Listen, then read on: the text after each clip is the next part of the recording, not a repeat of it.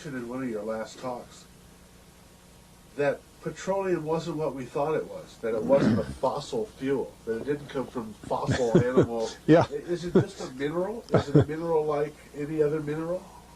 Is that how it, what would you say? How did it, what's the origin of You see, petroleum? when they first found petroleum, because they were beginning to make motors and needed on axles of wheels on railroad trains and all that sort of thing, and remember, trains started in the beginning of the 19th century, then oil went from just a lubricant to a fuel, and it made it valuable. And Rockefeller happened to be the smartest man in the business at the time, but he made most of his money, or much of it, off the transport of the petroleum as well as selling it. But one thing they realized was, because oil is putting a price on oil is like putting a price on a pail of water. You know, no initial cost. It's in the ground, and in those days they were, some of it, almost what you'd call surface mining the oil. They didn't go down deep. So in order to get the price up, they hit on the idea that they would have to make it appear to be scarce. Boy, after we take the next few barrels out, we're probably going to have to close as well. You know, that kind of thing. Well, a very fortuitous event. In 1892, there was a convention in Geneva of scientists to determine what organic substances are.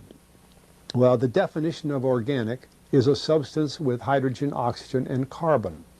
And so it's usually a living substance, a tree. You analyze a dead tree, hydrogen, carbon, and oxygen, and grass, and so on, living things. Animals, we are hydrogen, oxygen, and carbon. So at this Geneva Convention, Rockefeller took advantage of sending some scientists over who said, oil, petroleum, is hydrogen, oxygen, and carbon.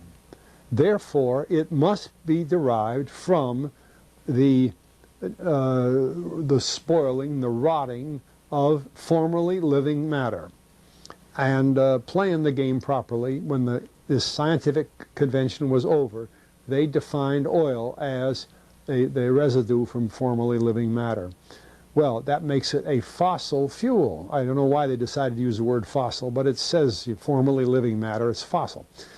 Well, of course, today, and another thing we should know is that there has never been a fossil, a real fossil, found below 16,000 feet. And you can't argue at 16,000 as a level line, because someplace the ground sinks and so on. But 16 is what the scientists say, 16,000. We mine oil, or we drill for oil, at 30,000, 33,000, 28,000 every day of the week. So right there we rule it out that it isn't fossil fuel. It's called fossil fuel for the minds of the public to feel that it is an asset that is running out, being depleted. We talk about depletion allowance, which is a lot of, you know, and actually if you know the world's oil supply, you know that it is not going to run out for an awfully long time. It is the second most prevalent liquid on Earth. And we haven't begun to dig. Well, with all that background, you see, the people in charge of the petroleum business, for perfectly reasonable business things, like any other man in the business, wants to keep his price as high as he can get away with. And the way to do is just say, well, there's no more. The last barrel is going to cost $1,000, and then it's all done.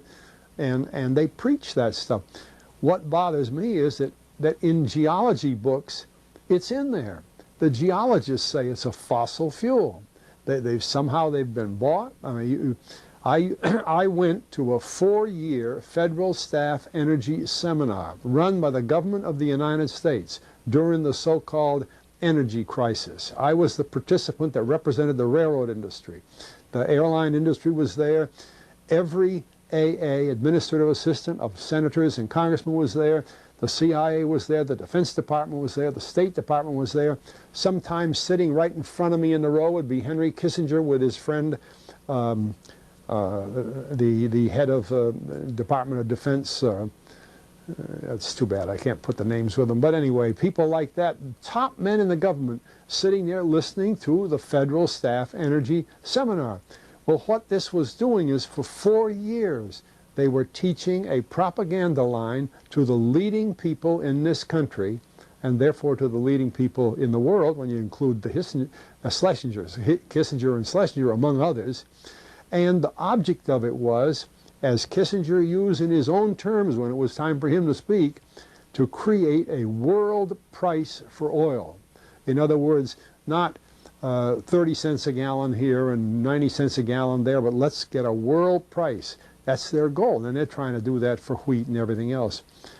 We don't realize what the controls are, whether it's oil or some of these other things. Almost everything today is being categorized at the highest price they can possibly make it go. And so calling petroleum a fossil fuel is the basis for this system with respect to petroleum. And I don't know if the name Arthur Kantrowitz rings any bell. Arthur Kantrowitz is the head of the Kantrowitz Labs set up by the AFCO company near Boston, scientific laboratories, and a great man in the scientific world. And Kantrowitz and I were sitting at a table at this seminar once, and the table happened to be all young college grad PhD geologists. And so just to get a conversation started, I turned to Kantrowitz and I said, Arthur, what do you think about this foolishness of these speakers talking about fossil fuel? And it was kind of put up. He started laughing. He said, you know, that gets me. He says, I don't have a geology degree, but he had 1,000 other degrees. And he said, I don't understand. He said, you'd think that these heads, these other fellows at the table, we did it on purpose, start listening, you know. And he asked, he said, are you gentlemen, he says, you're here at the meeting, are you gentlemen by any chance geologists? And one fellow, yes, I am. And the other one, yeah.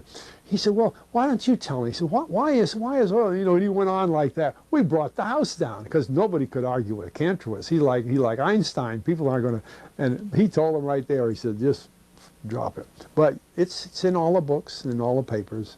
But it started from that strange meeting in 1892, a scientific convention. I have a big, thick scientific encyclopedia put out by the Divan Ostrand Company that's about 15 years old now, but it has the whole story of the conference. It doesn't have the Rockefeller part, but it has the whole story of how they straightened out organic chemicals and how it was all figured, and they've got petroleum right in there. Amazing. Amazing. So these aren't accidental things, you see. There's a dollar sign behind almost everything. okay. By officiating the unproven theory that petroleum oil is a non-renewable fossil fuel, the oil companies were able to adjust the price accordingly, all the way into the peak oil scare that foretold the calamity of the world soon running out of oil, which further benefited the industry's oil pricing schemes. The wells never did go dry, and the ones once emptied filled back up. So the science we have today favors the abiotic theory over the fossil fuel theory, which is that oil is a natural, renewable component of our ecosystem. And we see this in our oceans, underwater methane lakes deep beneath the surface, with their own unique, thriving ecosystems. And so the story changed from the world will soon run out of oil to the world will most certainly end if we don't stop using oil.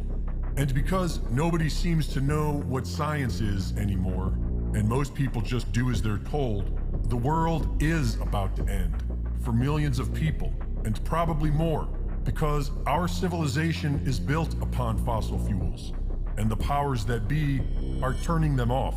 Winter is coming, and Germany is set to be very cold.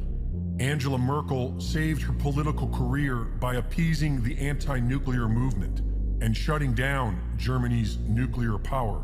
Out of 17 plants, they have already shut down 11 and are still in the process of shutting down the rest, removing 25% of their power without anything to replace it, because their Green Deal turned out to be a failure. After all the hype, Germany's dependence on fossil fuel is at 76%, So they are temporarily switching back to coal and oil. But that's a real problem because they've neglected their own fuel industry and become dependent upon Russia's. And the German government would rather have the country freeze to death than buy fuel from Russia. The German economy is based on highly innovative production, which requires a great deal of energy that they no longer produce. And so running out of fuel will quickly collapse the German economy, which will cause a tsunami of economic destruction throughout the EU and the world. And the German government is letting it happen.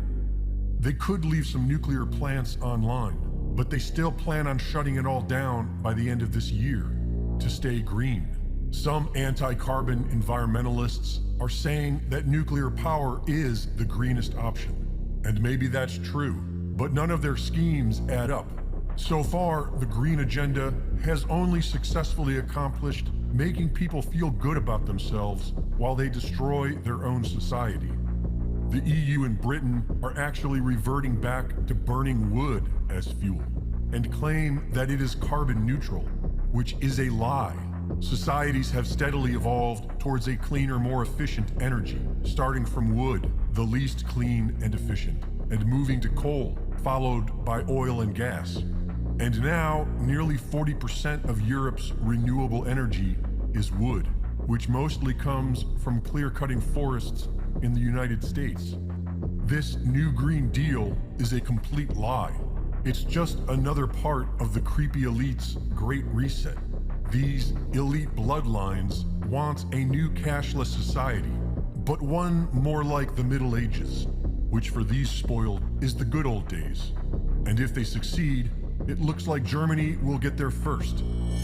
And in the midst of all this chaos, the German government is focused on allowing children age 14 and older to change their gender and first names without parental permission once a year for as often as they want.